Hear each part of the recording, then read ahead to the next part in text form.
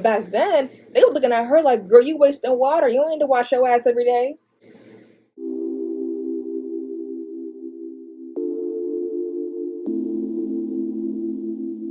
Hi guys, how are you doing today? Are you ready to learn? Let's get right into it. Today is the beginning of what's going to be probably my favorite segment on this channel called Makeup and Monarchs. I am so fucking excited. Like you guys don't even understand. It's combining two of my favorite things, makeup and history, and I get to talk about it. Listen, I already watch history videos while I'm doing my makeup anyways and audibly respond to the bullshit that comes in my ears about these people. So now I can just tell you about it. Like, I'm excited. I don't know. I'm excited. So one thing I do want to preface is that while I am doing my makeup, I will just be picking up and putting down shit, left and right. But have no fear. Every single product that I use will be showcased on either my right or my left side, accompanied with what their name is and where you can get them from and where I got them from. So let's get started. Starting off super strong with this segment, we are going to be discussing Catherine de Medici and Diane de Potier, bitch. Oh my god. Let's go. So obviously everyone isn't the history buff that I wish they were. So they're not gonna know who these women are, off rip. Like if you just say, oh, do you know Catherine de Medici? The person in front of you is not gonna be like, oh yeah, totally, here's what happened to her. Like, no, that's just not feasible. So I'm gonna go into detail about who these women were and their upbringing and how they came to be in each other's company. Because once they cross paths, oh baby. Oh, baby. So as her name might suggest, Catherine de Medici was a part of the infamous Florentine banking family, the Medicis. Now, honestly, I don't know exactly how to pronounce his last name. I've heard so many different pronunciations from people in docuseries and historians. Some say Medici, some say Medici. I like saying Medici because it rolls off the tongue easier, but it could be Medici. I don't know. If you know, please correct me. But the interesting thing I want to note is with that Netflix show that I mentioned earlier that they have about this family, it actually ends with Lorenzo I Medici, who's played by the amazing Isaac Leahy or Daniel Sharman. It's a very good show. I will always recommend it. If you don't know anybody in that show, just know that Isaac Leahy from Teen Wolf is in that bitch. Robb Stark from Game of Thrones is in that bitch, and Arthur Pendragon from Merlin is in that bitch. So we got a cast and a half here, okay? We got a cast and a half over here. So her father was Lorenzo de Medici II. So where the Netflix show leaves off, the grandson of Daniel Sharman is who her father was. And her mama, I can only assume, was the baddest bitch from Florence based off the name alone. Am I right? Who knows? I wasn't there. Madeleine de la Tour d'Auvergne. Now let me tell you something right now. If my name was as illustrious as that, you wouldn't be able to tell me anything. Like, my name already is pretty cool, I feel like. I've always been told my entire life that my name either sounds like I'm a superhero or I was just born to be famous. I guess, Cat Carter has a little ring to it. I don't know. I just think phonetically, it sounds cool. And it's hella easy to remember. Like, forgetting my name is insane. It's 3 syllables. I can only assume, being that this was Madeleine's induction into the Medici Florentine banking family, that this was a kind of like political match, which makes a lot of sense considering the family name. But the issue was, during this time period in the 1500s, the Medicis were falling from grace, y'all. They did not have the same power, respect, and vigor, if you would, that they had like in the time frame that the show was made. It was very, very different. I guess attributed to how much Lorenzo liked to spend the money that their family made, which, he acted like there was an infinite amount when in fact there wasn't. So you have the Medici family fortune potentially being squandered by Lorenzo II, right? Then you have the fact that he gets married and his wife gets pregnant, so we're all hoping for another Lorenzo, a Lorenzo III, if you will. And to everybody's surprise and perhaps societal dismay, because, patriarchy, a girl comes out, and that girl is Catherine. And since this is their first child, they're operating under the guise of, okay, so when Madeleine is upright and, she's ready to come back into the world and ready to have sex again, she'll get pregnant and boys will follow, right? So wrong. Unfortunately, the idea of, oh, we're both young, we'll still have more kids, never came to pass, because unfortunately, Madeline ended up dying in her childbed from puerperal fever. What's puerperal fever, you might ask? Puerperal fever was essentially the medieval term for postpartum infection, which is the modern term for they didn't give a fuck about her once the baby came out of her coochie. Very, very unfortunate, and honestly, it's kind of insane because that fever has claimed the lives of so many medieval women and modern women to this day in the big 2025. And you would think that with all of the advances in science that we know, hey, if you don't do this, she will get infected and she will die, the mortality rate for pregnancy would be lower.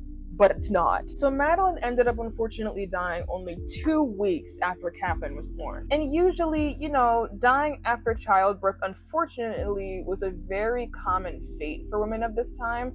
So it wasn't really looked at as something like, oh my goodness, this is insane, because it always happened. But let me tell you something right here. And, get your popcorn ready and sit up in your chair, because it's not even like, oh, the wife is dead. Now I have to remarry. Oh, but I loved her. Tragedy. No. Madeline died 2 weeks after Catherine was born, and then her father died a couple days after Madeline died. Like I said, not from a broken heart, but literally from fucking syphilis. You nasty. It's horrible. It's horrible to think about. You know what I mean? Like, what the fuck is even going on right now? I'm so glad to live in a time where people are not just dying on the street from syphilis. That's scary. So now, with both her parents being dead and Catherine, unfortunately for this time period, being born a girl, she was literally an infant baby and the heir to one of the most powerful families in Florence that was actually falling from grace. Thank God, though, literally, she had a relative that was in Italy that could care for her and see that she be properly attended and no one took advantage of her. And who exactly is this relative? Pope Leo X. Apparently, he was a Medici, so she was taken into the care of the Vatican. And unfortunately, for a brief point of time, Pope Leo X did end up dying, but have no fear, because the following Pope, Pope Clement VII, also a Medici. So she went from being in the care of her parents to her great uncle to her cousin. So, it's okay right now. However, in 1527, rebels all across Florence, unanimously decided, we don't like the Medici anymore. Y'all suck. And they overthrew her family's control over the entire city. Now, this is insane. But what makes it even more insane is that at this point, she was 8 years old, all right? A third grader. These rebels took her hostage. What the fuck are you gonna do with the 8-year-old, please? Now, during this time with her being a hostage, it was mainly them being like, we have Catherine de Medici. Come do something about it. But then again, she was also sent to live in multiple convents for her protection. So she infamously stayed at 3 convents at the least that we have recorded: Santa Lucia, Santa Maria degli Angeli, and Le Murate. It's really interesting though, because when you think about being forced to live in a convent, I know for me specifically, no ma'am. No ma'am. But Catherine actually really enjoyed convent life. She enjoyed that everyone knew what they were supposed to do every single day. It was structured, it was organized. It was very hard for someone to step out of line, and if they did, it was not a fun time for them. And this idea of just perpetual order really, Catherine really came to enjoy that, and that was really who she was as a person. While she was in these convents, she became stupidly educated in Greek, Latin, poetry, and philosophy, but also she learned court manners and how to properly behave as a lady of the court, Lady Medici as she was, and political strategy that really helped her secure that bag. Okay, brows are done. Slay. Horrifyingly enough, though, while she was not even a preteen yet, before she was even in double digits, it was during the Florentine Rebellion that rebels were actually calling for Catherine to be found, tracked down and found, and killed. This 10-year-old. What did they think she had the capability to do? She was a woman in medieval Italy. She can't do shit. But the whole idea was that they wanted her to be killed now as a child before she actually hit puberty, which at that point she could be used as a political pawn through marriage.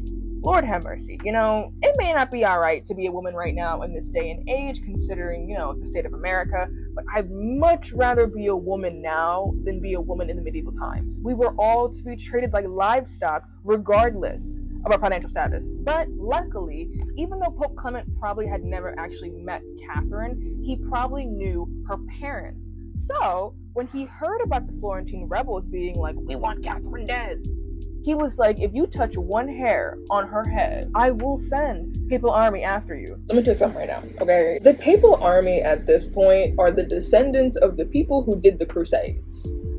I don't want to fool with them people, okay? Those people scare me.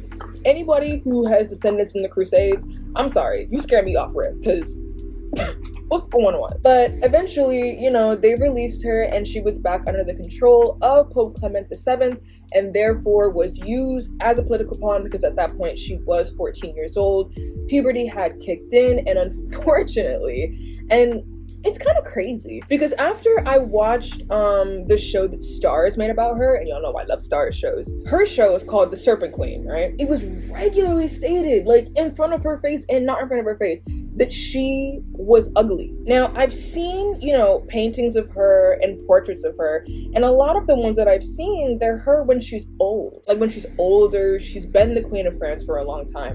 And, you know, that's that. And all the stress she had to deal with definitely took a toll on her face, just like it did with Queen Mary I.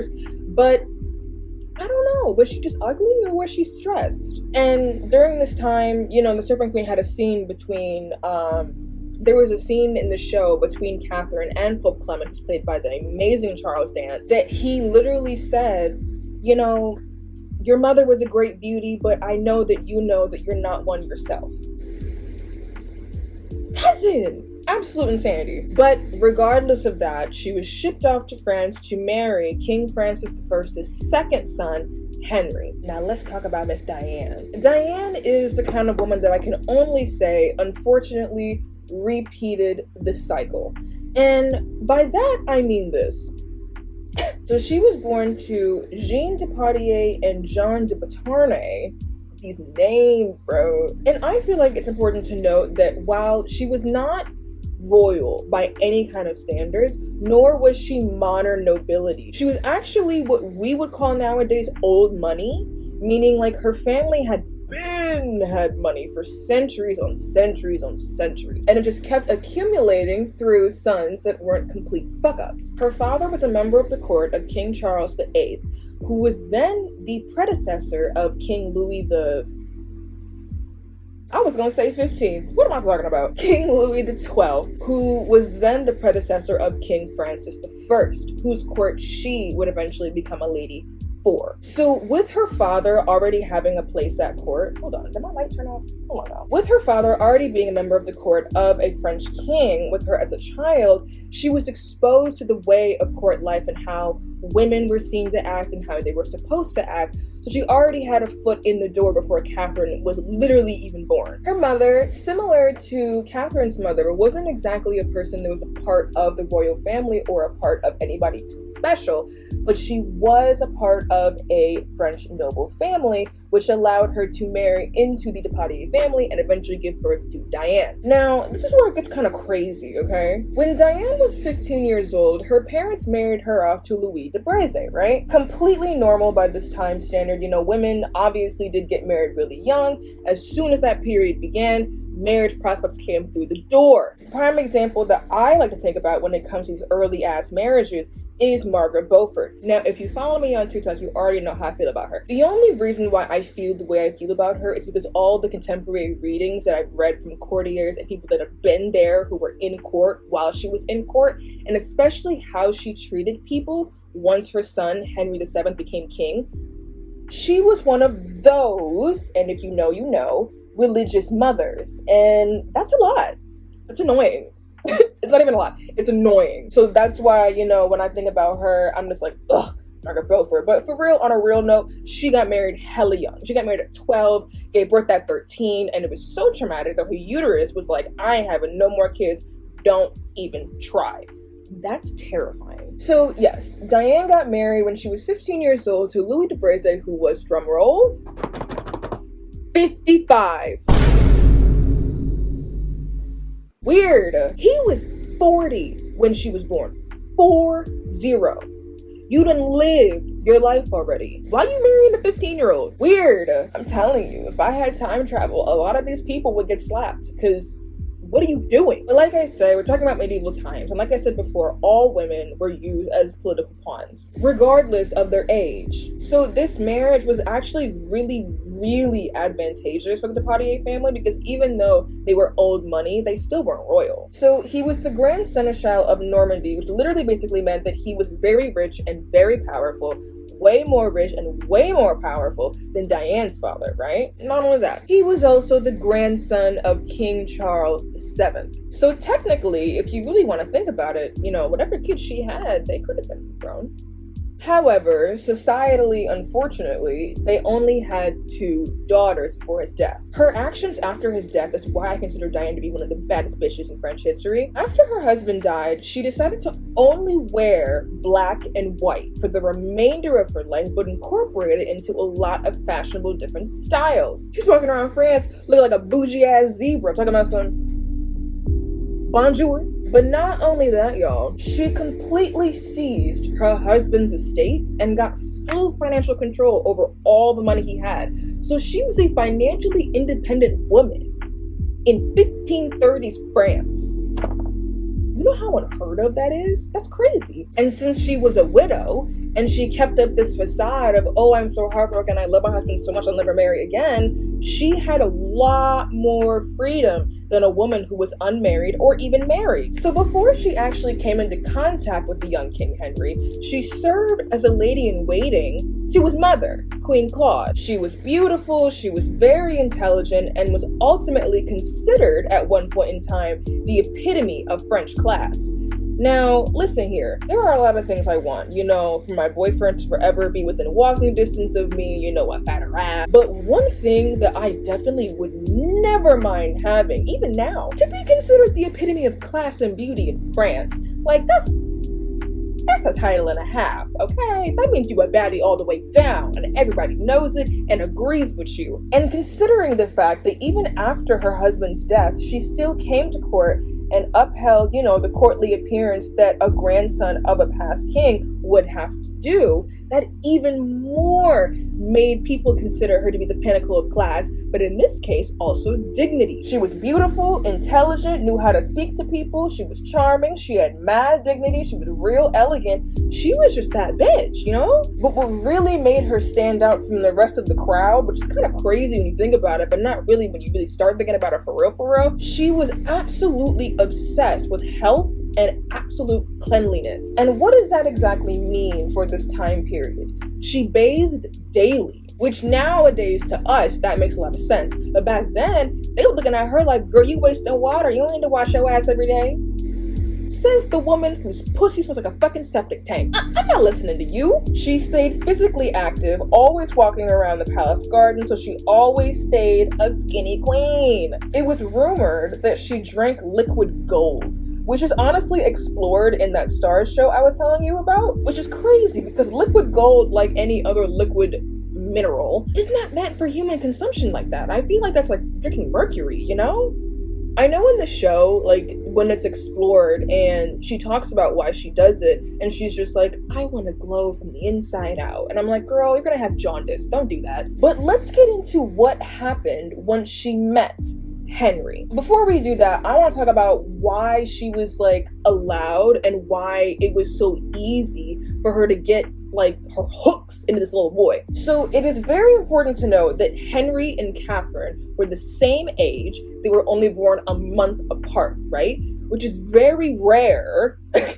as we already mentioned, by Diane being married to a 55-year-old when she was 15. It was very rare for an arranged monarch marriage like this to have an actually appropriate age gap. Here's the kicker though. So during the time when Francis I was king, Henry's father, he was in the middle of, some beef with the Holy Roman Emperor, aka the King of Spain, right? And as monarchs do, when they get a chance to, they will hurt their opponent in any way they see fit, in a way that will really, shake them up, or so they think. And when I say kidnap, I want to mention It's like not the kidnapping way that you and I would think about it. It's kind of like a political kidnapping. I still consider it kidnapping because my kids have been napped away from me, so that's a kidnapping. So in 1525, right, Charles V, the Holy Roman Emperor, his forces, right, they actually kidnapped King Francis I. Interesting, right? And the only way that Francis was going to be let go, so he can go back to France and rule his kingdom and draft up some kind of, retaliation, was if Francis swapped places, meaning, under the custody of the Holy Roman Emperor, with his sons. Yeah. So now you have Francis the Younger and Henry II, who at this point, they're probably between the ages of 3 and I'm gonna say 10. Yeah, probably 3 and 10 between the both of them. So now they're being taken from France and brought to Spain under what guise? I'm not quite sure. Probably under the same bullshit that, Agamemnon used to get Iphigenia to Port Aulis. Mess. So basically he gave his sons to the King of Spain as a way to be like, okay, you want to have something to be to leverage? Fine. Don't take me, take my children.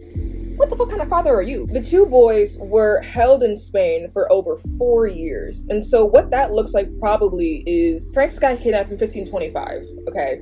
Then he got free, and what I'm going to assume in 1525, 1526. Then his sons were sent over to Spain to live and stay, be hostages. And they didn't come back to France until 1530. So the majority of their primitive years, when they should have been with their parents, learning how to be a child, it was spent as being captives, which is crazy. Why would you ever want to put your kids in that situation? Like, bro. And it's not even like, oh, we have these 2 sons, but, you can take these ones, but we got more at home. We don't have any more at home. All we had was these 2. I think I overblended on my right side. Can y'all see that? Yeah, I definitely overblended on my right side. I love this blush so much. I literally had it for probably I don't even know, 2 years. And I'm not even halfway done because I use little itty bitty dots like that because look, listen, made for black people by black people. It's gonna be pigmented now. The time that they've spent away, their mother had died in the time that they've been gone. Can you imagine how fucking terrible that is? You die without knowing if your children will ever be carried back to France and be alive. Like that's horrible. So upon Henry's return to France, he was about 7, 8 years old, right? And Diane was 31, all right? So now we're working with probably, what is this? Math? I'm horrible at math. We're working with a 24-year age gap right now. Like I said when I first started this, Diane was a baddie, but unfortunately, she continued the cycle. Upon his return, Diane subsequently became a maternal figure to him, which makes a lot of sense. That really adds up, I think it's almost time to take my bonnet off. I think this is enough because honestly, I think I'm just gonna do bronzer on my forehead because I don't even usually use this on my forehead anyway. So yeah, this is enough. This is enough. When you take into consideration that Diane, like I said, was very much loved by everybody at court and everybody adored her and saw absolutely nothing wrong with her, when they turned to her to be a sort of maternal figure for Henry and his brother Francis when they came back and their mother was dead, it was okay. And I would think that'd be okay too.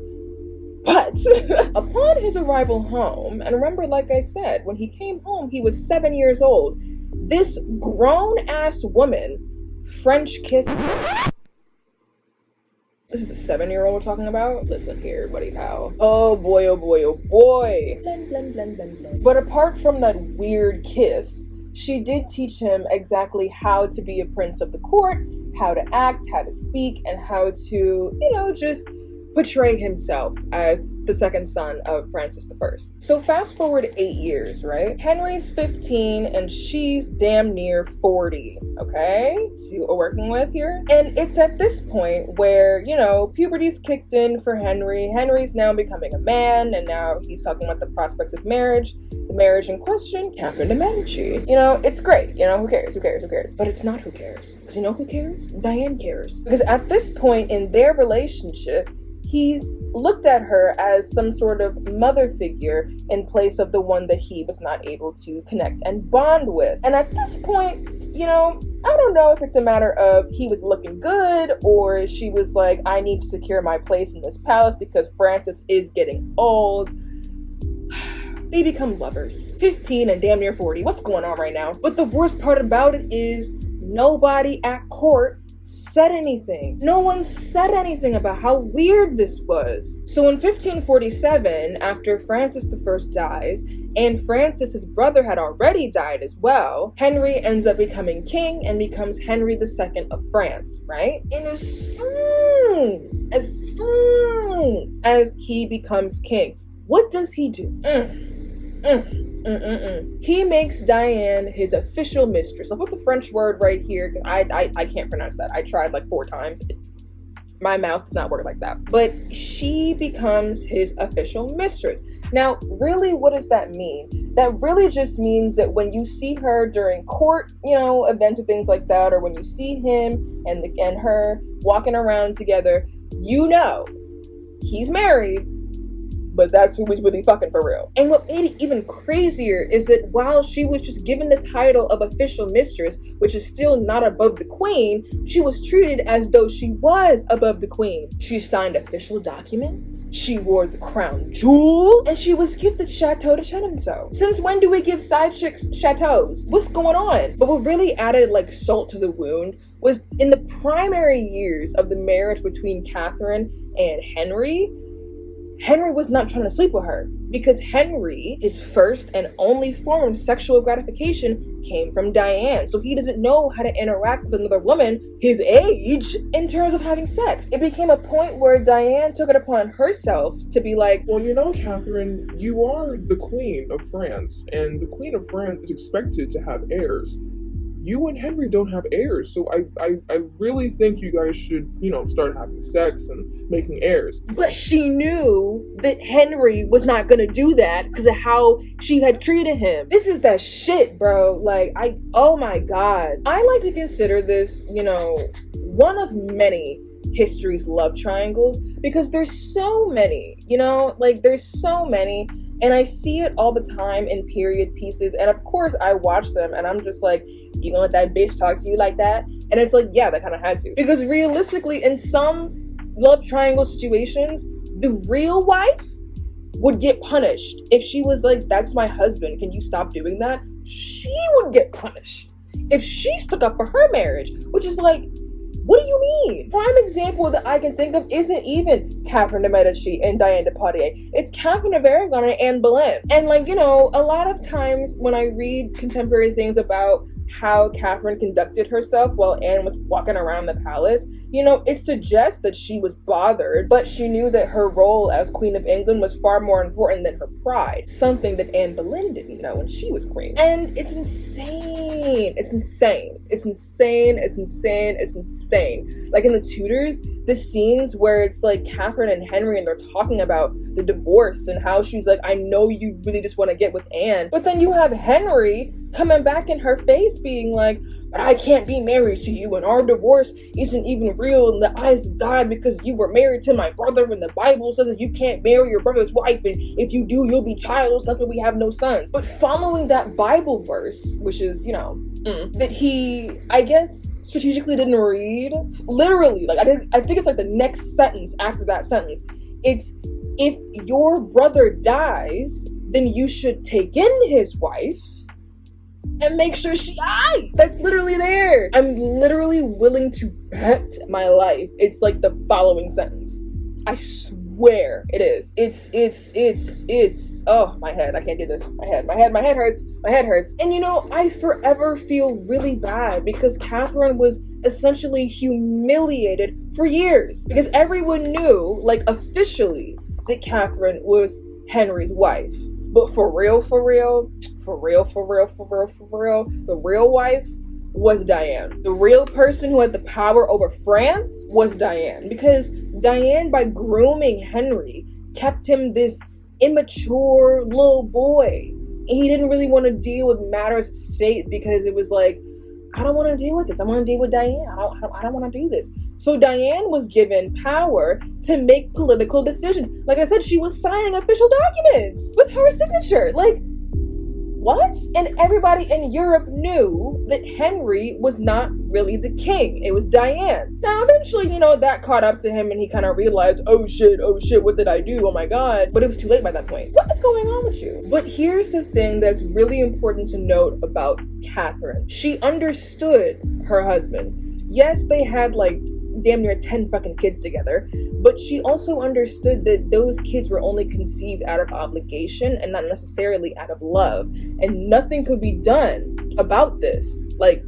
literally nothing could be done about this. So instead, she, had her babies and things like that, and raised her sons like she was supposed to, and raised her daughters like she was supposed to, all the fun things that you would do as a parent. And she waited, and she waited, and she waited until 1559 when her husband Henry died. Because listen here, even though Diane probably had the most power during Henry's reign, it was only during Henry's reign. And honestly, if she really wanted to remain in power, she would have hopped off Henry's dick and hopped on one of his son's dicks, and thank God she did not.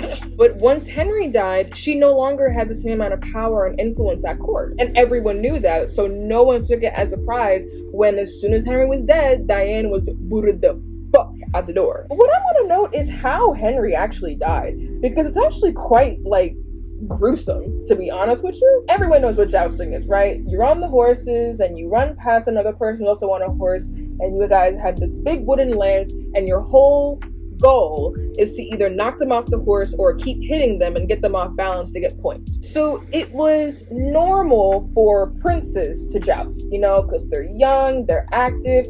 If they get hurt, it'll be okay because they have time to recoup and heal. And, when they're young, it's easier for you to heal from something like a jousting accident. Well, Henry II decided that one day during a festival, he was going to go and do a jousting thing. Now, in the show, it stated that Catherine de Medici was a person that had some kind of vision, some kind of clairvoyance, right? And that she had a premonition of if Henry went and jousted, he would die.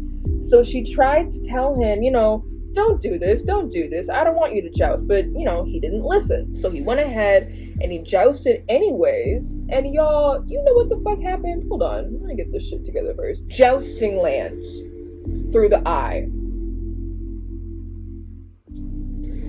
What a way to end the evening,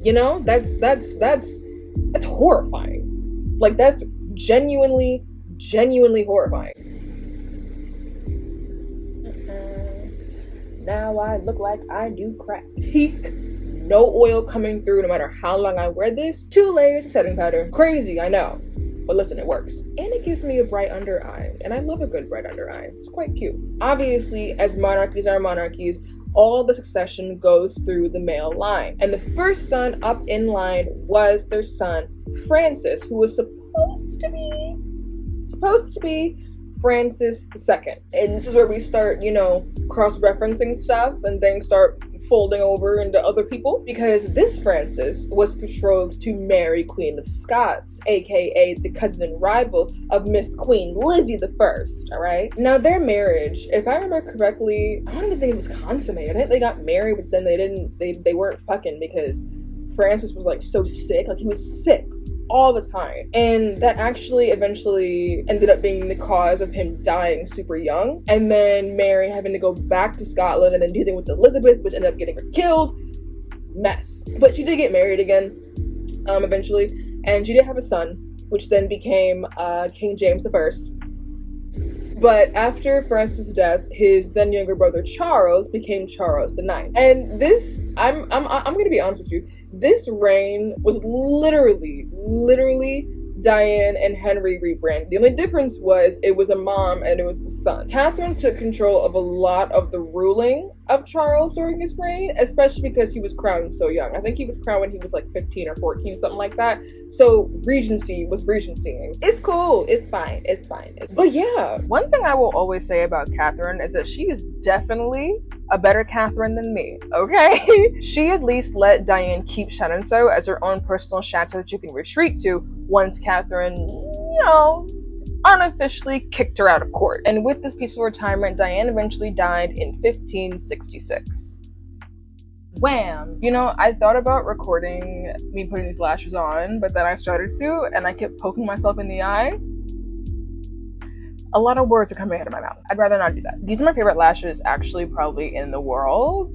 I poked myself in the eye. I'm sniffling out here. I was damn near crying. This is too much. So what I find really interesting about their dynamic is the fact that Catherine, like, realistically, she could have had some kind of power and had some kind of leverage over Diane to be like, hey, Can you stop? and honestly, when I read through how Catherine was described once again by courtiers and contemporaries, and how she acted towards Henry, regardless of the fact that he probably didn't for real love her, and also how their dynamic and relationship was portrayed in The Serpent Queen, it really makes me think, like, I think she didn't do anything to Diane to really put her in her place while Henry was still alive. Not only because Henry would have, like, you know, gotten her ass about it, was because that Henry's happiness, and she knew this, Henry's happiness was directly tied to Diane's well-being. So if Catherine did anything to put her well-being in jeopardy, I don't think it'd be a good look. So in thinking about that and how, like, you know, how close Henry was with Diane and how close Catherine wanted to be with Henry, she knew that she really didn't stand a chance. Like, for some people, you can't really stand a chance against the effects of,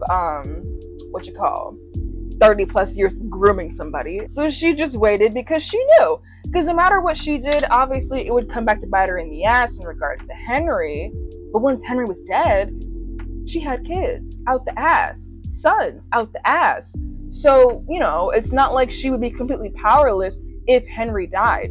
No. So like I said, she played the long game, she played the waiting game, and as soon as Henry was dead, so was Diane. And you know what? Let me rephrase that. When I say as soon as Henry was dead, Diane was too, I mean, like, Henry's dead and gone, Diane's gone too. Because there was no reason for her to be at court anymore. So it really honestly makes a lot of sense. As soon as he was dead, she out the door. Goodbye. Get out of my face. Interestingly enough, while Catherine was alive, a lot of, like, people who came into contact with her or spoke to her or knew her and also knew what was going on at court considered Catherine to be, you know, very, what word should I use to describe this? She was very dignified. And that's kind of interesting considering the fact that, like, this is a woman who had to go through literally her entire marriage being second best to a side chick that groomed her husband. Like, that's insane! And a lot of people were just like, yeah, girl, you're much better than me, so, you know what? I applaud. Snaps for Catherine. Snaps for Catherine. But they only thought about her like that when she was alive. You know? But after Diane left, and all of the foolishness that transpired after Diane left, and when Catherine became regent to King Charles IX, oh my goodness. A lot of things went down. I'm gonna just say that. A lot of things went down. The only thing that I'm going to mention right now, which I'll talk about again later, is the St. Bartholomew Day Massacre, which happened a day before my birthday. Jesus. However, that event, combined with a bunch of other events, really contributed to the villainous edit, if you will, that Catherine went through. You know, like, she gained the reputation of a villain with no heart, because a lot of the things that went down that, you know, people said, you know, yeah, this was Catherine de Medici's doing. And made her out to be not this woman who had to go through, you know, a humiliating marriage her entire life, but this woman who got complete control over France, essentially, and just went buck wild, really. Oh, I quite like the way this turned out. Oh, wow. Yeah. I like this. Ooh, I liked it. Some of her reputation of her being a villain was, you know, it definitely had grounds and definitely made sense. But the other side of it, definitely propaganda, probably by the Bourbons or the Guises, you know. But really what I find honestly really interesting about the dynamic and the relationship between Catherine and Diane is the fact that, like, the entirety of France knew what was going on. Like, it was no secret what was going on. And honestly, that doesn't surprise me, because, like, when you take your side chick and then you make her your official mistress, and then you let her sign official, like, court documents, political documents, and then you give her the crown jewels, really, Okay, the fact that the country was divided between, oh yes, Queen Catherine is my queen. I adore Queen Catherine. That's who I support as my lady and my sovereign, all of that. And then you had people who were like, oh yeah, I'm Team Diane. Definitely. I don't want Catherine on the throne. I don't want a Medici on the throne. Are you serious? No, no, no. I want someone from France, by France, made in France. This is the side chick we're talking about right now. Crown jewels she's wearing. I can't. I really can't. The massacre kind of makes sense because if I had somebody outside my crib talking about some Diane should be queen, not you. You ready to meet God? I did not have 10 goddamn kids for someone to come here and say to my face that they want the side chick to rule. Oh, girl. I crash out too. How do you guys see this relationship? I really see it as a groomer repeating the cycle because she was groomed. And let's not sugarcoat, she was likely on her wedding night because 55 and 15, really? Consensual? Really? You think so? Really? Weird. And I think it was a case of, unfortunately, Diane repeating the cycle without knowing she's repeating the cycle and seizing the power that she was given by repeating the cycle. And unfortunately, you know, Catherine just really got caught in the crossfire and she made the best with her situation. And like I said before, she played the long game. She played the waiting game. She waited until her husband was dead and her son was too young to rule by himself to seize power and kick Diane to the curb. Girl boss. Now, everything else she did, I can't really say that I'm on board with all those things. But I will say that she did what she had to do for her family and for the crown. Some things probably could have been done a different way, but they weren't. And here we are. But what's y'all opinion though? It's time to take my bonnet off.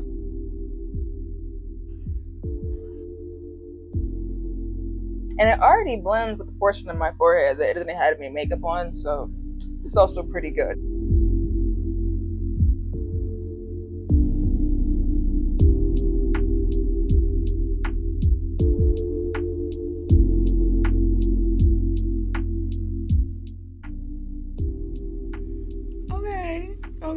Okay. Do you think you could be like that and be literally the side chick in your own marriage for over 20 years just because your husband was groomed? And not because he was over here like, oh, I don't like you anymore, I'm gonna talk to other women now. No, he was groomed and the woman had been there before you even got there. Would you stay for that? I personally wouldn't. Thank you guys so much for watching. Thank you so much for coming back. Oh my god. And I hope to see you in the next one. Bye.